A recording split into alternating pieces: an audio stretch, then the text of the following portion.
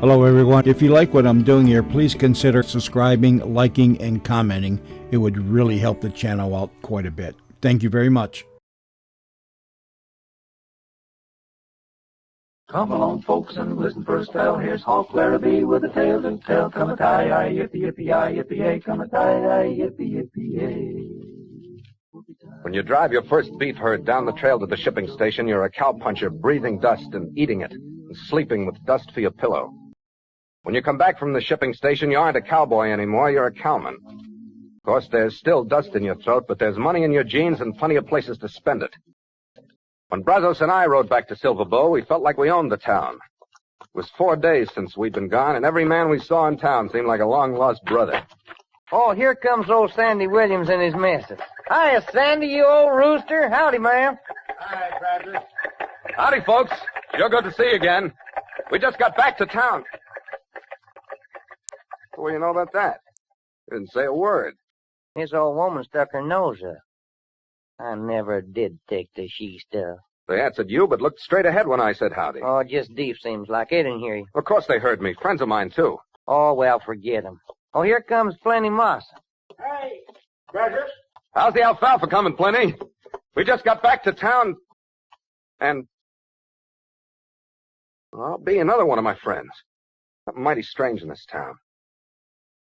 What did I ask Buck Wheeler over here at the feed store? Hi, Buck. Getting some grain for your calves? I said, Buck Wheeler, are you getting some grain?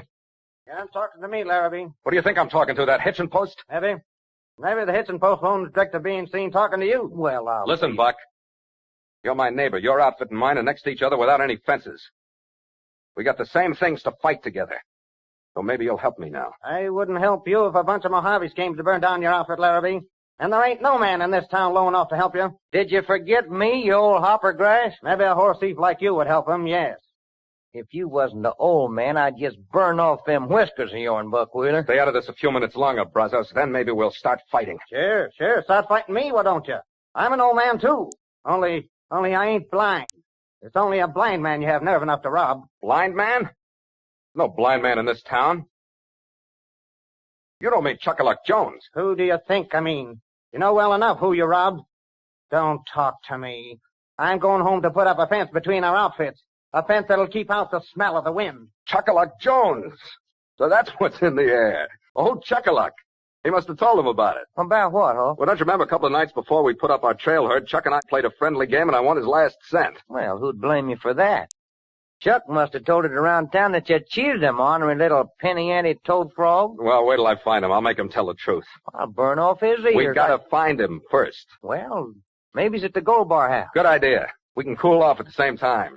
Come along, folks, and listen for a spell. Here's Hawk Larabee with a tale to tell. Come a tie, aye, yippee, yippee, aye, yippee, yay. Come a tie, aye, yippee, yippee, yay. Hey, Pedro, some service over here. I'll shake you for 2 smiles, Pedro. Pass the shake box. I got no time to shake. Who pays for these drinks? You mean you aren't shaking with us? Listen here, you jug-headed little squirt. That's the insult. Hold it, Brazos. No rough stuff. Step up to the bar and have one on me. I want to know what this is all about. You'll find out. In the meantime, step up, have a smile. Well, Brazos was hogtied. He didn't know how to figure it. While he was trying to make up his mind, I stood alone, staring at myself in the bar mirror. I saw a long horse face with hollow black eyes, big mouth, the face of a tragic actor playing a part on the stage. I got a funny feeling like I was dreaming. Then I realized I wasn't staring at my own face in the mirror at all, but at a gloomy-looking gent who'd sidled up beside me. He nudged me easy. Greetings to you, me lonely friend. Let's enjoy a libation together. So there's one man in town who'll drink with me. Ah, yes, a friend in need.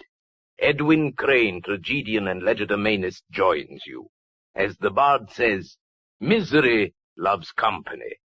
2 draughts of the nectar of which dreams are made, said Padro. I ask again, Oris, who is paying for this drink? It is I, my good fellow, who pays. Your health, me noble friend. So now you're treating me. A repayment for the many times you have so served me. You're not what these fair-weather friends may think. As for me, sir, methinks there is something rotten in the state of Denmark.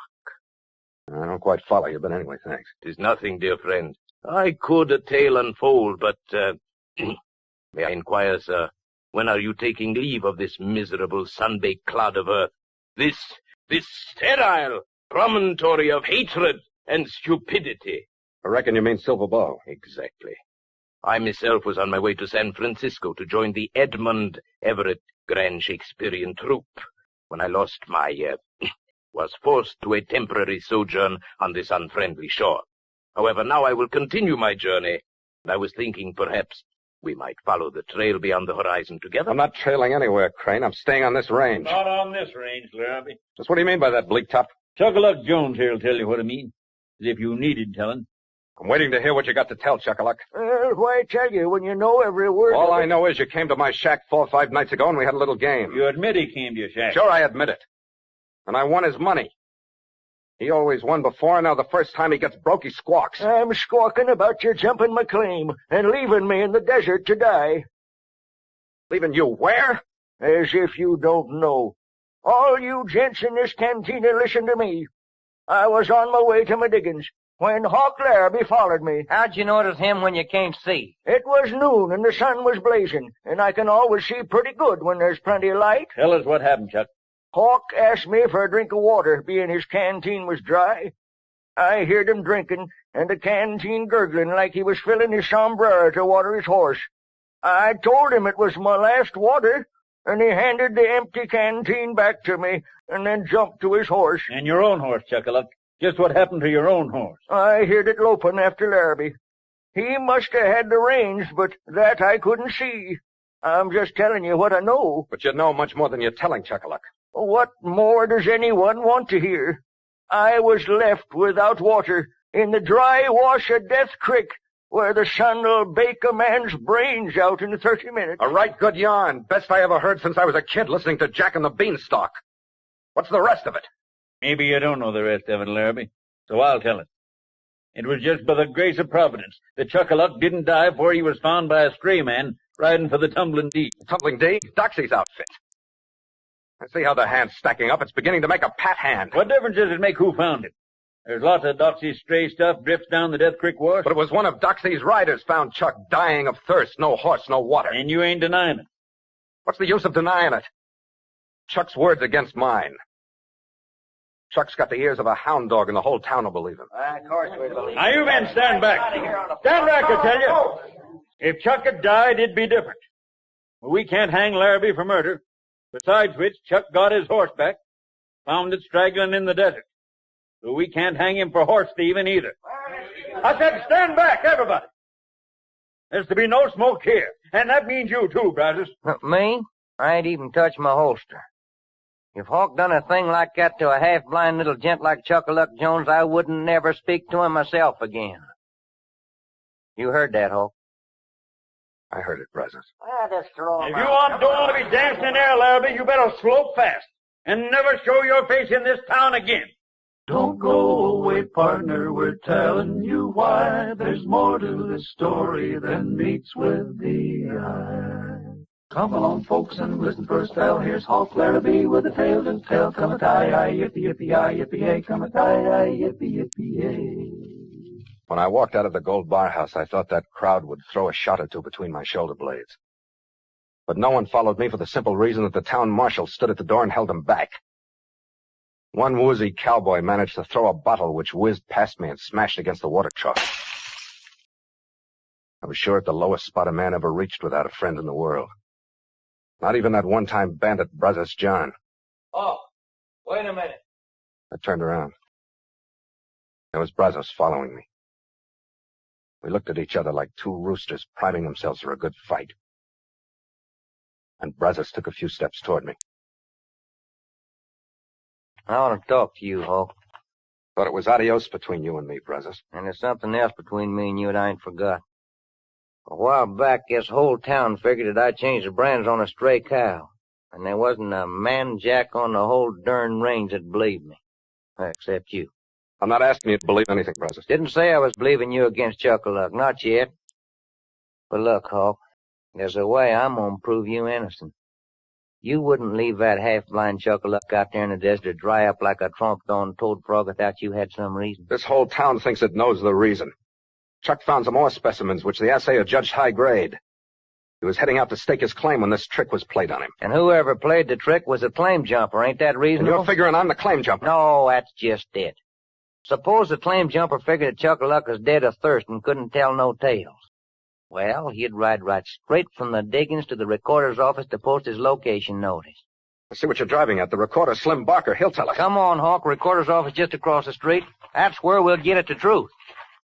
It was a good feeling to know one man in town who refused to believe anything bad about me. Brazos was so anxious to get the proof of my innocence that he ran ahead of me and rushed into Slim Barker's office like a road agent holding up the works. I got in there as the recorder was looking through his files and talking. Sir, location notice right here. Hawk Larabee brought in himself. Hawk who? Why, you just a triple-plated liar, Slim Barker. Liar, you call me? Well, who else would be filing location notice for Larabee if it weren't him? Read that paper. Yeah. Notice is hereby given the undersigned citizen of the USA has this day located and claimed the following described placer mining Let me see that paper, Brazos. Yeah. It's signed Hawk Larabee. And it's your own handwriting, just like on your bills of sale for cows. Yeah, it looks like my signature. Who gave you this notice, Barker? Why, you did. What you asking fool questions for? When did I give it to you? Last Tuesday. There's the date on the notice. You came as I was closing up for the night, so I filed it before I left. I'm still calling you a Wait, triple-plated Brazos. liar. Well, Now, you listen, Slim. Let's hear that again. You say I gave you this notice? Yeah, and you gave it fast and then turned and walked off. Maybe you figured I wouldn't recognize you, but there was still enough light. I see better than Chuck-a-Luck. well, ain't you denying it, Hawk? I want to find Chuck-a-Luck Jones first. Hope you're satisfied now, brothers. You sure picked a 17-button rattler for a partner. No, I ain't satisfied. Wait, Hawk, I'm coming. Still willing to be seen walking with me, Brazos? Well, maybe yes and maybe no. What you want to find Chuck-a-Luck To for? twist his leather neck until he squawks the truth, that's what. Well, then you telling me that you didn't file that location notice? What do you think? Well, throat's kind of alkalized for talking. I need me a drink. That's Jake with me. We'll step into the gold bar. Hawk, if you go in there, that crowd will make a lead pig out of you. I'll have my gun out and you'll be behind me. Or will you? Well, Hawk, if you approve the slimiest two-spot lizard on this range, I won't walk with you or drink with you or even talk to you. But I sure will fight for you. Then come on. Into the gold bar.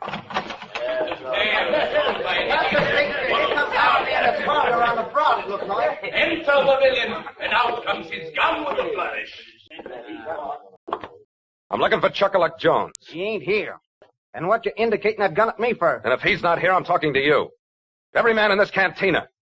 Every man in this town is going to hear it before I'm through. One of the big cow outfits hired Chuck-a-Luck Jones to make up this gauzy yarn about me. Oh, well, listen, Hawk, that don't match up with what we just found out at the land office. Everything will match up when Chuck-a-Luck tells the truth. If he doesn't tell it, I'll blast it out of him with this gun. Oh, now, Hawk, I'm objecting to that. Little Chuck-a-Luck's a friend of mine. Besides, he's half-blind. That don't change him. Being a slimy little snake will do anything for money. Even cold-decked me, the best friend he ever had. If you came in here looking for Chuck-a-Luck, you're wasting your time. No one in here will tell you where he is. You don't have to tell me. I know where to find him. Come on, Brazos. He'll be in his shack at sundown cooking his evening bait. Wait just a minute, Hawk. If you go shoving a poor little coot like Chuck-a-Luck around and threatening to smoke him up, well, then I am through. I don't need your help, Brazos. I can handle that little centipede alone. One moment, Mr. Larabee. My good friend. Wait. Ah, double bubble, toil, and trouble. Mind if I walk with you, my good friend? Still calling me your friend, Crane? To be or not to be? That is the question. It depends upon a point of honor, sir. You're not really going to hurt little Chuck-a-Luck Jones, are you? Not if he tells the truth. And if he sticks to this tale told by an idiot? Then No, I won't hurt him. I blew up when I was facing that crowd in the gold bar. Didn't think what I was saying. Of course I won't hurt a half-blind little shorthorn like Chuck-a-Luck. When blow winds and crack your cheeks, the point is settled. I'm your friend. Shall we plan to travel to San Francisco together? We could start tonight at sundown. No, because a little after sundown, I'm going to Chuck-a-Luck's shack on Skull Flats. I'm not leaving until I find out the truth. And after that, the deluge. After that, someone's going to get run out of this town in a pine box. About some Shakespeare about that, Mr. Crane. I shall. And all our yesterdays have lighted fools the way to dusty death. Those words of the broken-down actor, Edwin Crane, kept ringing in my ears as I waited for dusk to come to Skull Flats. It was a forking of the trails in my life. What I was doing was plenty drastic, taking the bull by the horns, and a longhorn bull at that. Dusty death. That was what was in the air as I started walking to Chuck-a-Luck's tar-papered shack. I hear 'em coming now, gents. I don't hear nothing. Yes, I do. Why, he's walking. Walking instead of riding. Should have had his horse ready for sloping. He won't be sloping nowhere if he touches Chuck-a-Luck. You go in your shack, Chuck.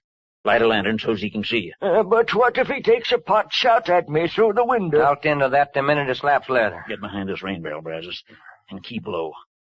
There's still some red light in the sky. Just the right light for sharpshoot. Here he comes. He's drawn his gun. He's gonna throw a shot through the window. No, he ain't. Put your hands up, Hawk. All the air, Larabee. What you talking about, Bleak Top? My head stays where it is and there's a gun in it. Don't walk out in the open, Brazos. I ain't gonna be bluffed this easy. Meant what I said, Brazos. Come a step closer, I'll shoot.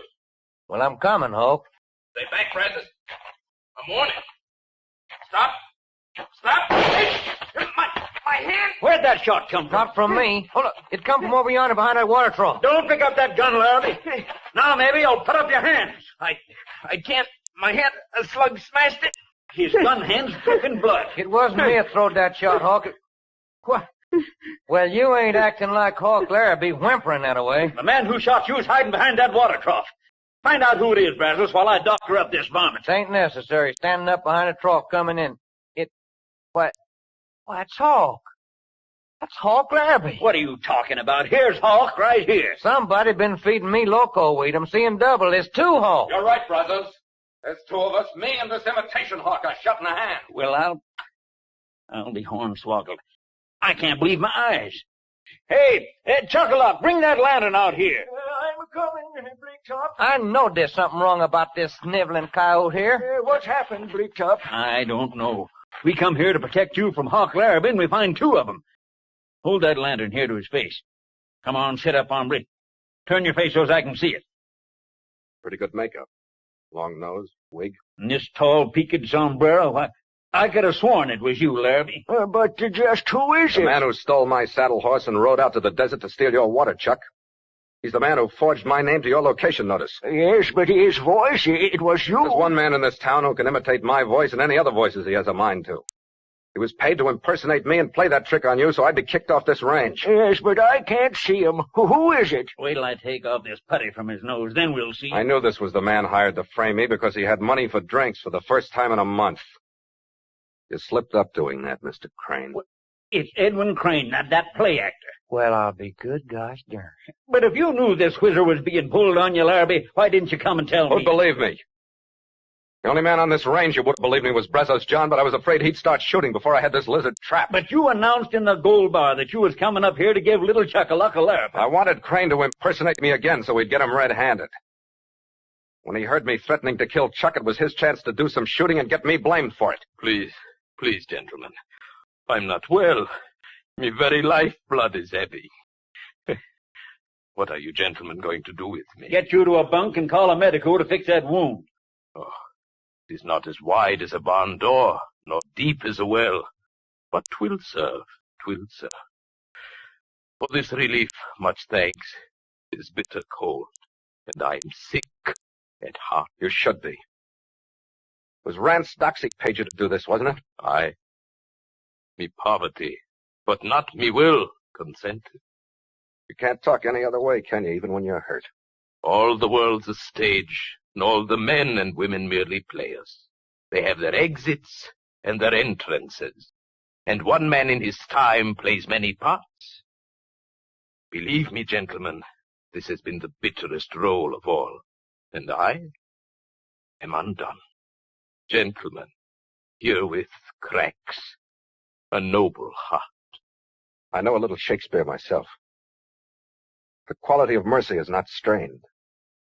It falleth as a gentle rain from heaven. You mean? I mean there's nothing you can hold Crane on, is there, Bleaktop? Well, now, I don't rightly And know. since he was whipsawed into this, maybe he'd better just hit the trail for Frisco. Alone and fast. Hark! I called the world to witness what a noble heart beats here. I thank you, me noble friend. But as for Rance Doxey, the whole range is going to hear about this. But you can't go gunning for him, Hawk. He didn't kill Chuck-a-Luck, and he sent one of his riders to save him. Sure, he wanted Chuck alive so he could tell this darn story. And to think it, I nearly believed it. Hawk, I guess I was loco.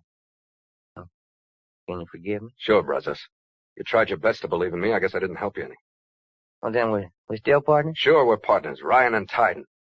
Well, then it's all right. Well, then, as Crane might say, all's well that ends well.